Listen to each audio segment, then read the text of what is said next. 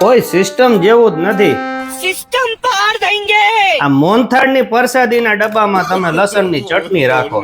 આ આઈસ્ક્રીમનો ડબ્બો ખોઈલો ફ્રીઝરમાં. મેં કીધું લાવો આઈસ્ક્રીમ ખાયા ગરમીના, અંદરથી ગોળ નીકળો. પછી મને એમ થયું કે લાવો મહેમાન પેંડા લઈને આવ્યા છે તો પેંડા આવી છે તો પેંડાનો ડબ્બો ખોઈલો, આમાં દવાયું નીકળી બધી. કઈક તો સિસ્ટમમાં રહો. પછી ફૂલ માતાજી કી ઓ ફૂલ. સિસ્ટમ ની વાત તમે મને ના સમજાવો. હું કેટલા ટાઈમ થી કહું છું મારા ડબ્બા લાવવા છે, પણ તમે તો હાકાલે હાવ કંજૂસ છો. કેટલા ટાઈમ તો 3 વર્ષ એક ડબ્બા નથી લઈ આવ્યા, પછી આમ જ ભરવા પડે ને અમારે. રોમ રોમ ભાઈઓ. પાછા મને સિસ્ટમ શીખડાવવા નીકળ્યા. અરે પણ તું તો ગરમ થઈ ગઈ હાવ.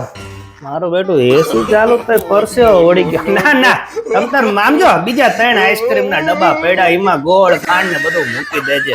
અને નવા ડબ્બા લેવા છે ને તારે ચિંતા ન કર.